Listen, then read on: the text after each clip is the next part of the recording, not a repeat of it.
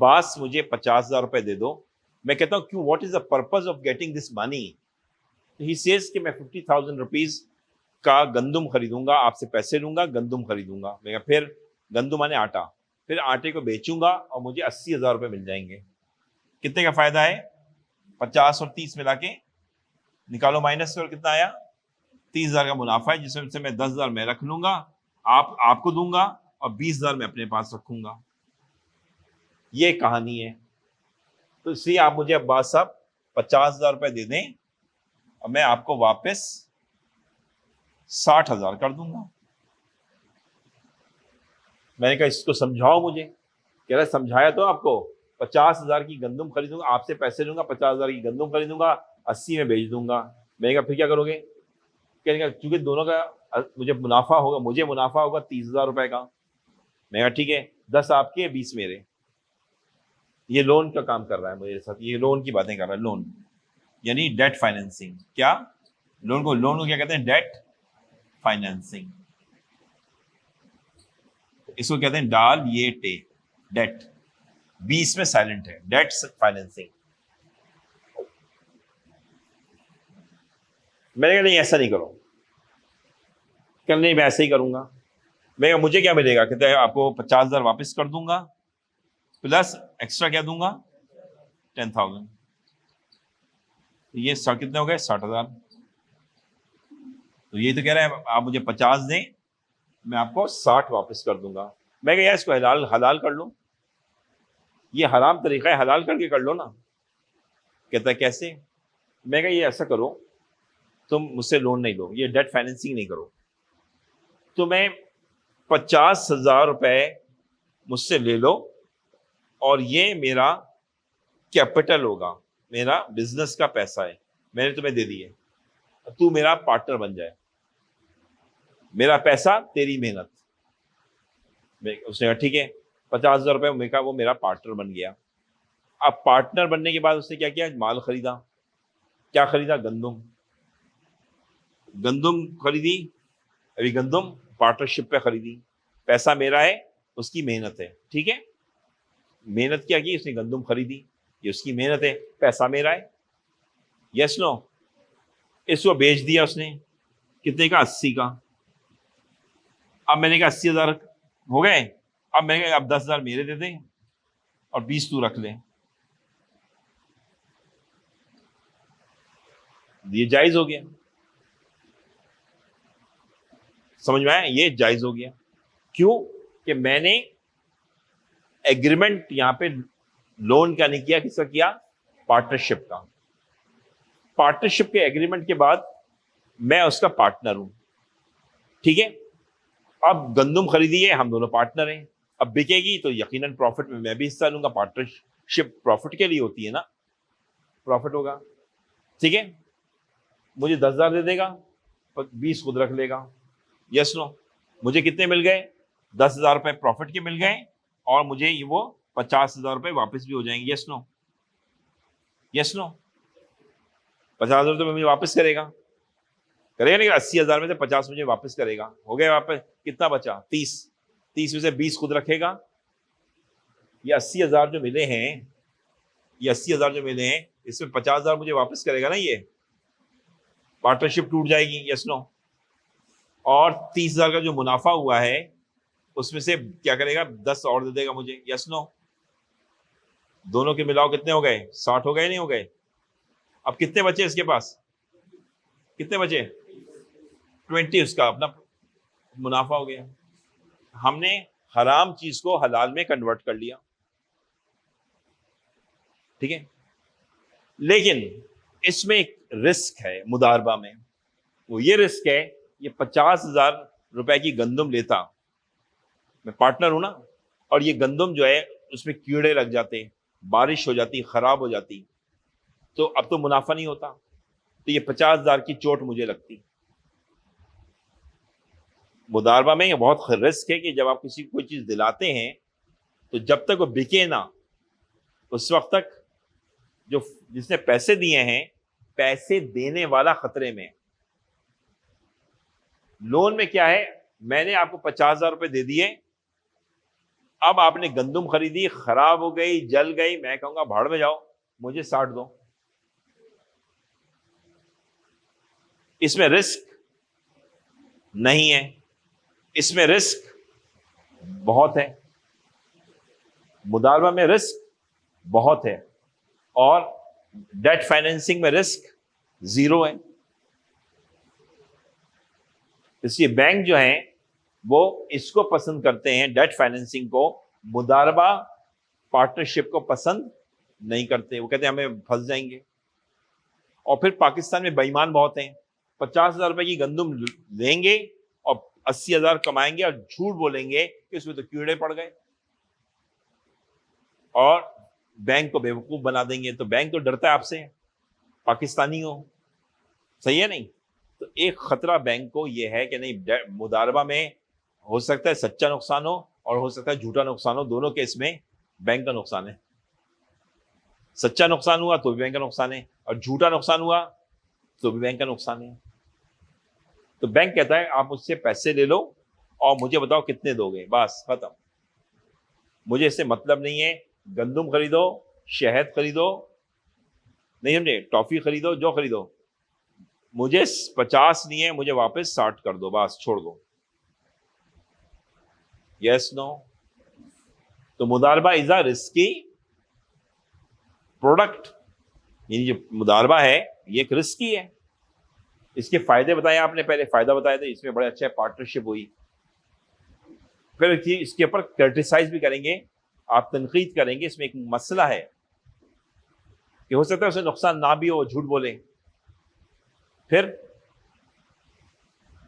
हम इस्लामी मुदारबा तो कर रहे हैं, लेकिन पहली सवाल ये कि हम खुद मुसलमान हैं या नहीं? वो तो हमें है नहीं, हम तो बेईमान हैं। जब हमें पता लगेगा कि मुदारबा में फाइनेंसर को बेवकूफ बनाया जा सकता है झूठ बोल के, तो हम कहेंगे बेटा ये तो मजा आ गया, मजा आ गया, 50,000 रुपए पूरे खा जाओ उसके। तो क्या हुआ? का बारिश हुई थी ना, गंदुम हुई, कल बारिश हुई थी, याद है? हाँ हाँ, वो गंदुम बर्बाद। अरे यार, झूठ बोलेंगे। और सच्चा भी अगर अपने लॉस हुआ तो भी बेचारा मर जाएगा। तो बैंक डरता है, समझ में आया, कि मुदारबा में ऐसा ना हो कि मेरा बेड़ा गर्क हो जाए। Yes no? ये है मुदारबा। आपकी समझ में आना आ गया होगा। मुदारबा में जो भी लॉस होगा वो किसका होगा? जिसने पैसे दिए, जिसने फाइनेंसर ने, जिसने पैसे दिए उसे क्या कहते हैं? फाइनेंसर। अरबी में कहते हैं उसे रब्बुल माल, रब्बुल माल। क्या कहते हैं? फाइनेंसर कहते हैं, या और अरबी में क्या कहते हैं इसको? रब्बुल माल। फाइनेंसर का नुकसान है।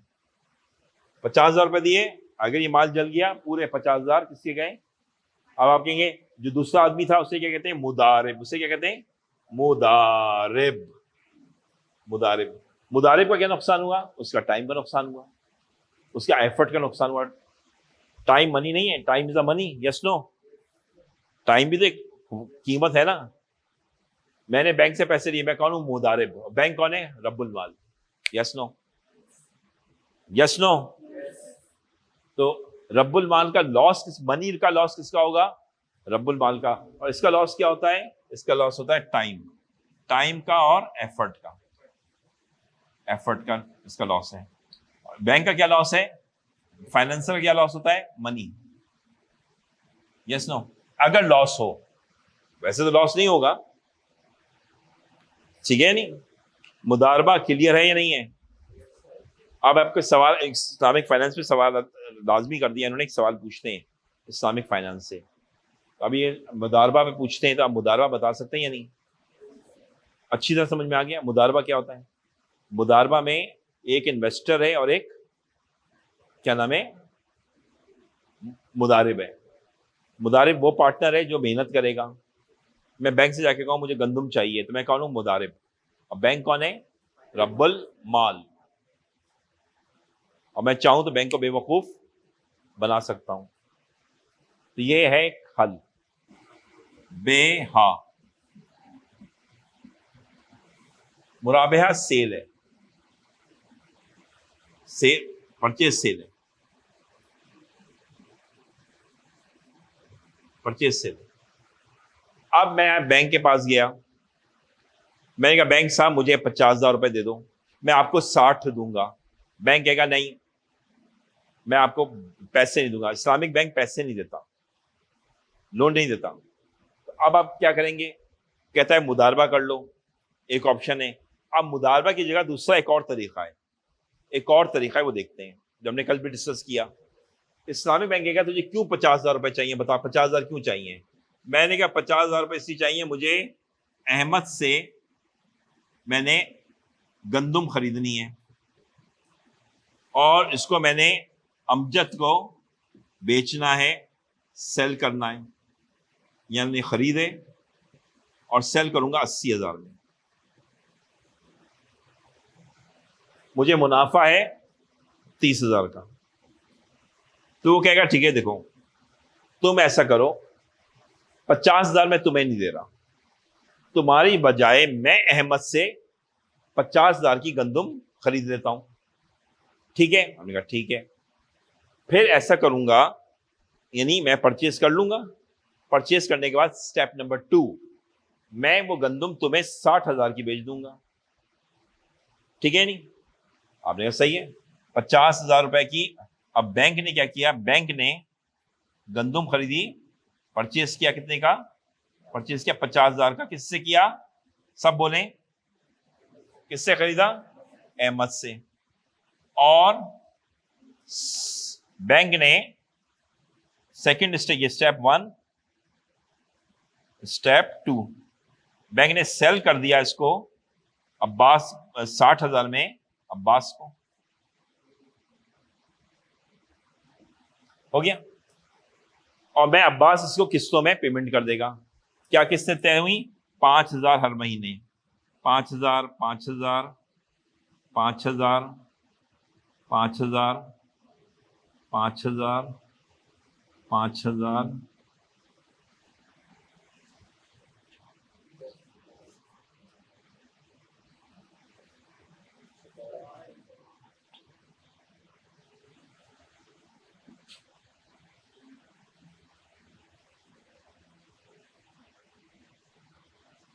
अब्बास ने यूं पेमेंट कर देगा, ठीक है? नहीं, टुकड़ों में पेमेंट कर देगा, 60,000 दे देगा।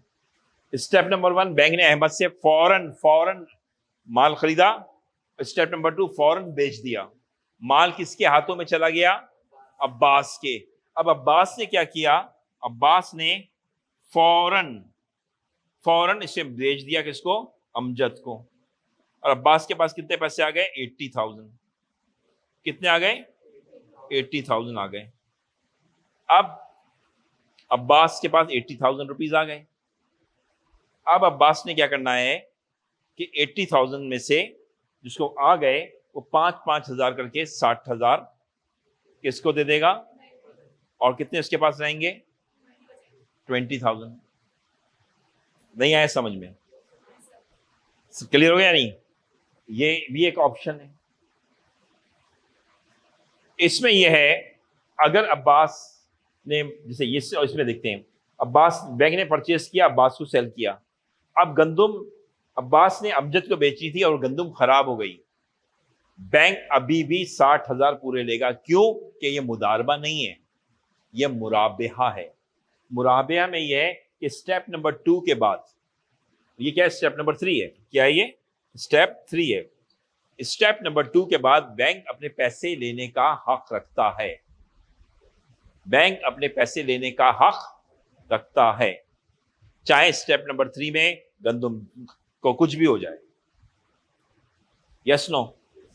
तो रिस्क मुदारबा में ज्यादा है या मुराबेहा में ज्यादा है? मुदारबा में इसलिए ज्यादा है रिस्क कि जब तक वो बिकेगा नहीं, थर्ड पार्टी को मिलेगा नहीं, उस वक्त तक रिस्क है। यहां क्या है? थर्ड पार्टी, इसमें कौन है? फर्स्ट पार्टी है अब्बास, सेकंड पार्टी है bank. Yes no? Third party है अमजद। तो अब अब्बास ने, बैंक ने अहमद से खरीद लिया, अब्बास को बेच दिया। अब अब्बास से वो माल जल गया, खो गया, जो भी हो गया, खराब हो गया, तो उसमें बैंक का कोई कसूर नहीं है, क्योंकि बैंक ने अपनी ओनरशिप इसको दे दी, पहले खरीदा। इस वक्त स्टेप 1 में ऑनर कौन है गंदम का? जोर से बोला, आवाज नहीं आई। कौन है? स्टेप 2 में ऑनर कौन है? अब्बास। इसका मतलब है जब आपकी ऑनरशिप खत्म हो गई तो आपकी लायबिलिटी खत्म हो गई। अब अगर गंदम खराब हो जाए तो कौन जिम्मेदार है? तो समझ में आ गया? तो मुराहबे में आप रिस्क आपके पास कम है, लेकिन इसमें याद रखिएगा स्टेप 2 और स्टेप 3 में अगर ज्यादा देर हो गई, सॉरी स्टेप 1 में और स्टेप 2 में देर नहीं होनी चाहिए। स्टेप 1 और स्टेप 2 में बैंक ने माल खरीदा, स्टेप 1 है, यस नो? और बैंक ने जब माल खरीदने के बाद जब माल बेचा अब्बास को, इसके बीच में अगर आग लग गई तो फिर बैंक जिम्मेदार है ना? फिर तो बैंक जिम्मेदार है, क्योंकि स्टेप 2 में कौन, स्टेप 1 में कौन ऑनर है? कौन? नहीं, आवाज नहीं आई, आवाज नहीं आई, नहीं आई आवाज। और स्टेप 2 में ऑनर कौन है? जो ऑनर होता है वही जिम्मेदार होता है। तो स्टेप 1 और स्टेप 2 में क्या होना चाहिए? बहुत ज्यादा, जितना कोई, ये बेनजीर का जो हादसा हुआ उसमें ये बहुत बड़ी प्रॉब्लम सामने आई। जब बैंक ने गंदम और बहुत सारी चीजें खरीद के दी और वो जब डिलीवर करने आ रहा था सड़क पे, तो उस जमाने में क्या हुआ, आग लग गई, रोडों पे लोगों ने आग लगा दी, ट्रक जला दिए। तो इस सारा नुकसान किसका हुआ? बैंक का हुआ। तो इसलिए बैंक को चाहिए स्टेप 1 और मुराबहा में स्टेप 1 और स्टेप 2 के अंदर फासला नहीं रखें। Yes no? तो अब आपकी समझ में आया या नहीं आया मुराबहा? तो आपके पास 2 सोल्यूशन है। आप मुदारबा से भी, अब लोन की बजाय लोन से बचने के 2 तरीके हैं, या मुदारबा कर लो या मुराबहा कर लो। मुदारबा में पार्टनरशिप है, इसमें पार्टनरशिप नहीं है। इसमें सेल कर रहा है, बैंक क्या कर रहा है, पहले परचेज करेगा अहमद से और फिर सेल करेगा अब्बास को, फिर रिपीट परचेज करेगा अहमद से, सेल करेगा अब्बास को।